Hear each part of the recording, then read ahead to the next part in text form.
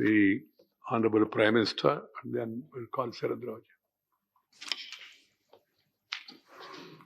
आदरणीय सभापति जी, आज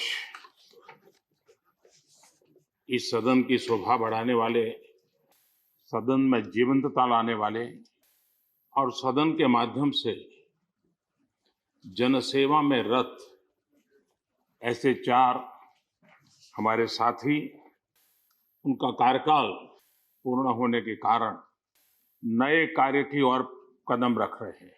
श्रीमान गुलाम नबी आजाद जी, श्रीमान शमशेर सिंह जी, मीर मोहम्मद फैयाज जी, नाजिर अहमद जी, मैं आप चारों महानुभावों को इस सदन की शोभा बढ़ाने के लिए आपके अनुभव का, आपके ज्ञान का सदन को और देश को लाभ देने के लिए और अपने क्षेत्र की समस्याओं का समाधान के लिए आपने जो कुछ भी योगदान किया है, उसके लिए मैं सबसे पहले तो आपका धन्यवाद करता हूं।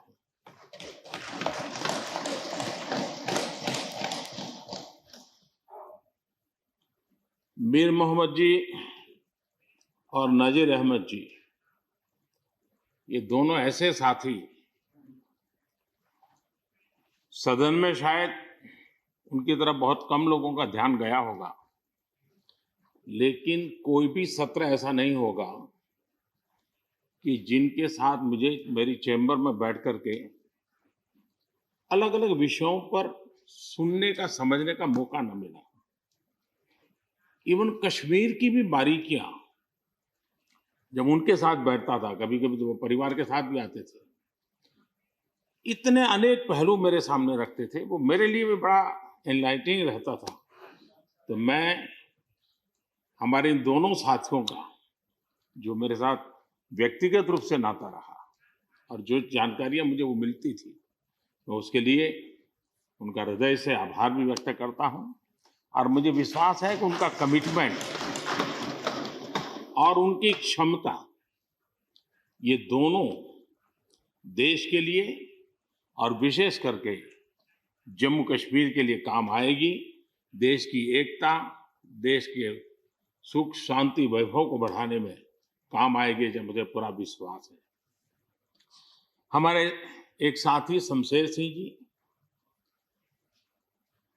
अब तो याद भी नहीं रहा कितने सालों से मैं उनके साथ काम करता रहा हूं, क्योंकि मैं संगठन की दुनिया में का इंसान रहा, इसी क्षेत्र में मैं काम करता था।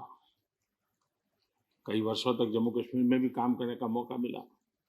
तो मेरे साथी कार्यकर्ता के रूप में कभी एक स्कूटर पर ट्रैवल करने का मौका मिलता था। बहुत छोटी आयु में जो इमरजेंसी में जेल में गए, उसमें शमशेर सिंह जी थे। और इस सदन में शमशेर सिंह जी की उपस्थिति 96% है। ये अपने आप में, यानी जो दायित्व जनता ने उनको दिया, उसको बिल्कुल 100% निभाने का प्रयास। मृदुभाषी हैं, सरल हैं, और मुझे विश्वास है कि जम्मू कश्मीर से रिटायर होने वाले चार आदरणीय सदस्यों के लिए उनके जीवन का यह कार्यकाल सबसे उत्तम कार्यकाल है, क्योंकि इतिहास ने एक नई करवट बदली है और जिसके वो साक्षी बने हैं, सहयात्री बने हैं। ये उनके जीवन की बहुत बड़ी घटना है। श्रीमान गुलाम नबी जी, मुझे चिंता इस बात की है कि गुलाम नबी जी के बाद इस पद को जो संभालेंगे, उनको गुलाम नबी जी से मैच करने में बहुत दिक्कत पड़ेगी।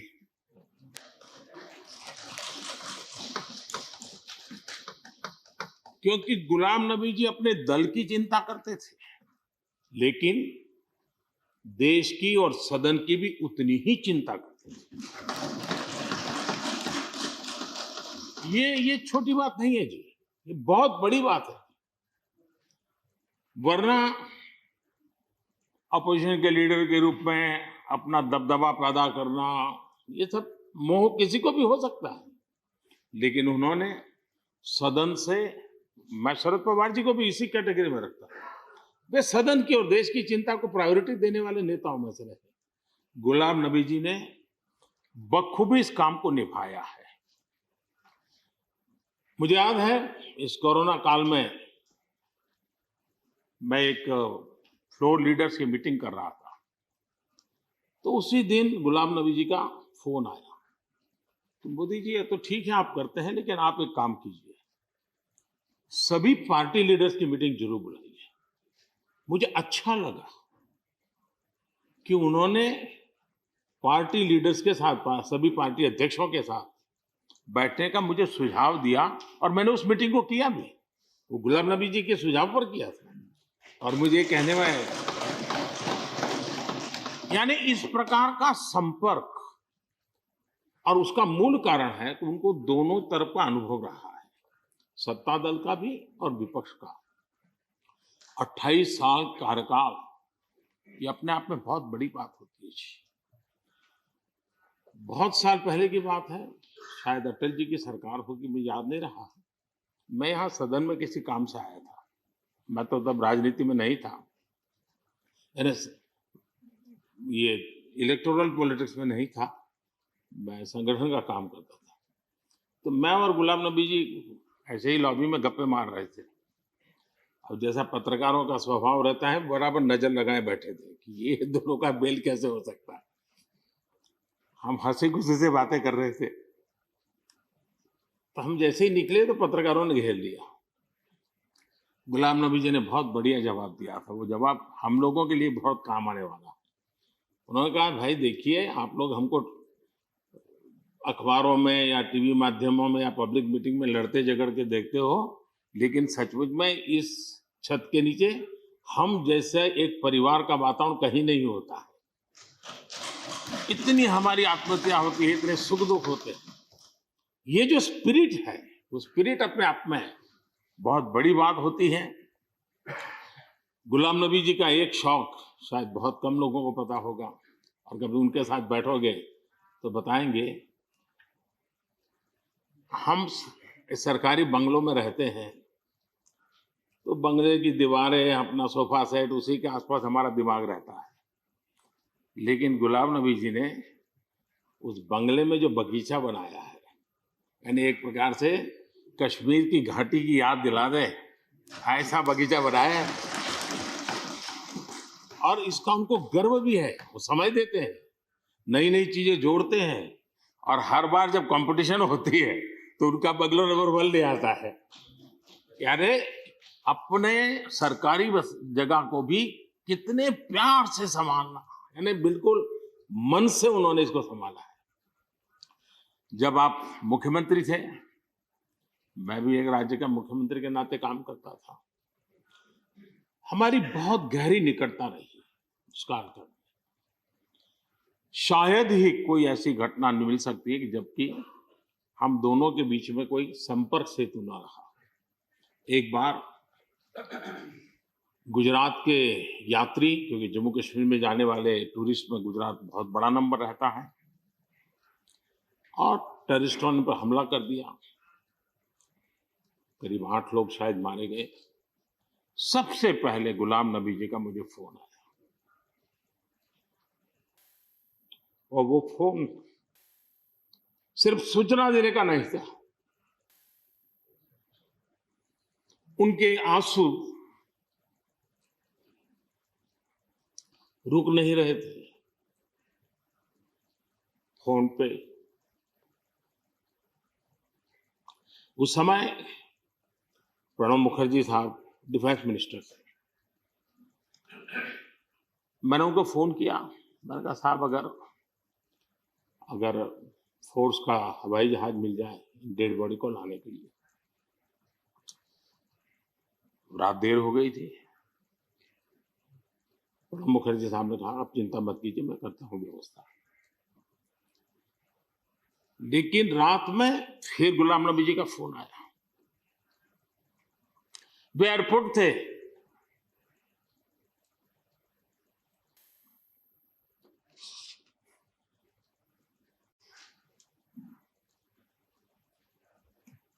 एयरपोर्ट से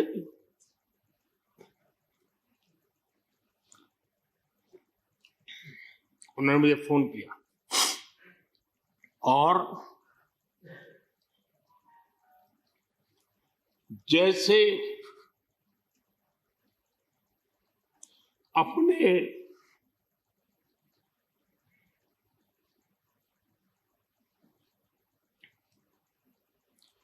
परिवार के सदस्य की चिंता करें,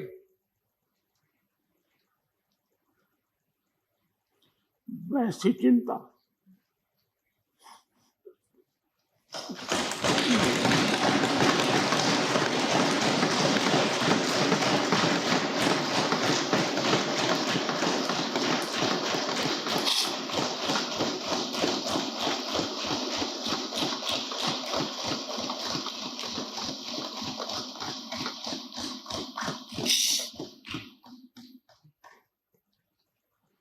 पर्व, सप्ताह जीवन में आती रहती है, लेकिन उसे कैसे पचाना,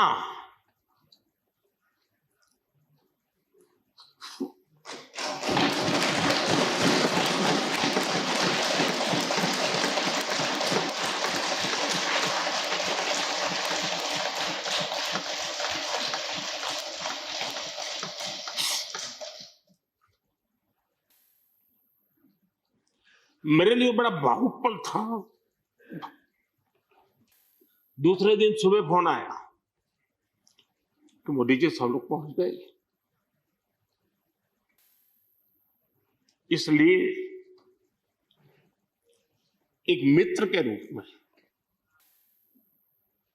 गुलाम नबी जी को घटना और अनुभव के आधार पर मैं आदर करता हूं।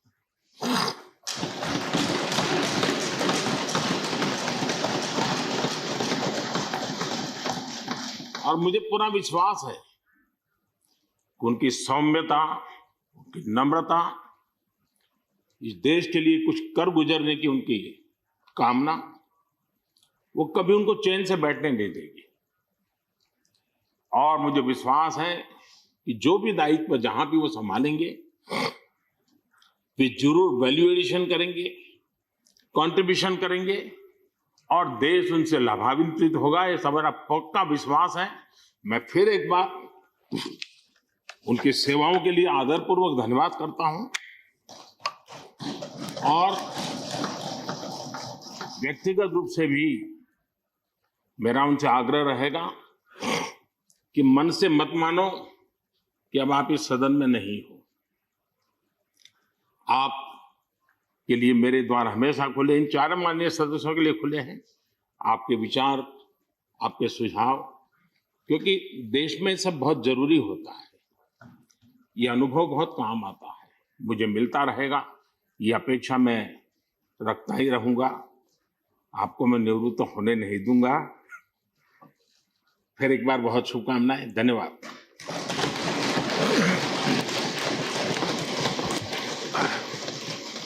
धन्यवाद प्रधानमंत्री जी। श्री शरद पवार जी।